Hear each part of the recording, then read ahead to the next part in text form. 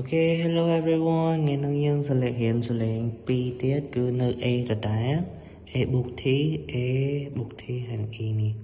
សលេងខ្លីរបស់ A គឺសលេងអីគឺ A ហើយសលេងវែងរបស់ A ហើយ E ហ្នឹងគឺ A right នៅពេលមាន A E example គឺ A ប៉ុន្តែដោយសារតែមួយក្បាច់នេះគឺដោយសារយើងមាន consonant vowel consonant vowel consonant នេះគេហ่ะ consonant មាន B មានអីចឹងទៅច្រើនតែ vowel មានប៉ុន្មានចាំនៅ vowel ស្រៈចេញអ្នកយើងមានប៉ុន្មាន vowel យើងមាន A E I O U មានតែ5មែនណាតែចាំស្រៈយើងមានតែ5ឯងអញ្ចឹងនៅពេលដែលស្រៈយើងហ្នឹងគឺនៅកណ្ដាលហើយ consonant វានៅអមសងខាងសម្រាប់3ពាក្យរៀន3ពាក្យតែមើលវីដេអូដើមមើលវីដេអូទី2របស់យើងមើល look at our second videos អញ្ចឹងគឺ A ដដែលតែនេះ A នេះដូច A ខ្លីសម្រាប់នេះគឺ A រៀងវែងតោះ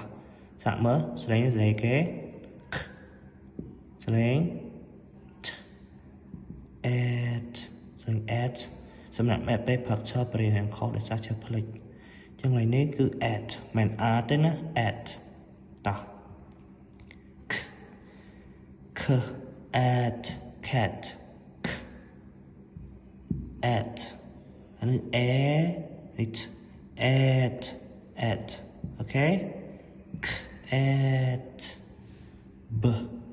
at bat អូខេកុំ b at bat អានោះវាត្រូវហើយប៉ុន្តែនៅពេលដែលយើងប្រកបពាក្យវែងយើងប្រកបលេងចាញ់ហ្មងអញ្ចឹងយើងលុំមកហើយហ្មងទៅ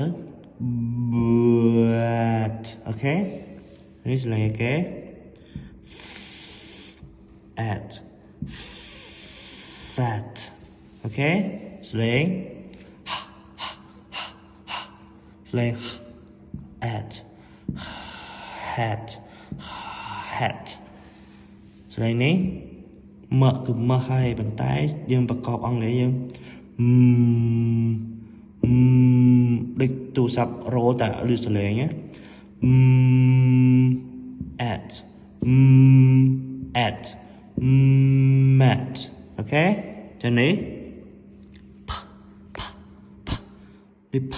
ចឹងតែយើងខ្យល់ផា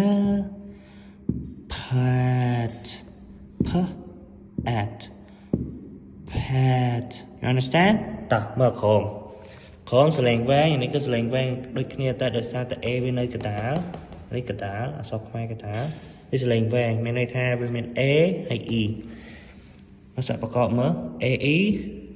at តោះសលេងគេ the at អូខេតែយើងគួប3នឹងចូលគ្នាហ្មងទៅគឺ at the at ស្លេង at fat fate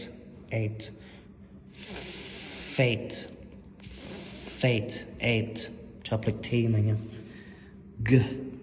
ស្លេង g at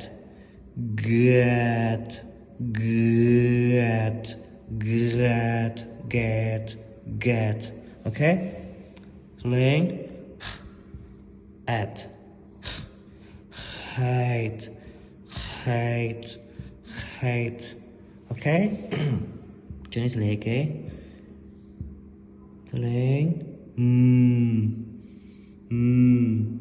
eight mate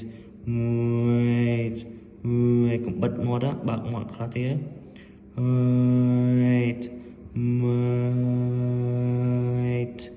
មកតែ mate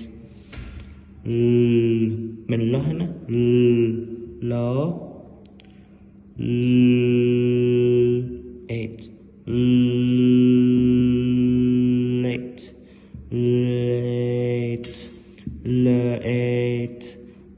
eight late late okay good night don't forget to do your homework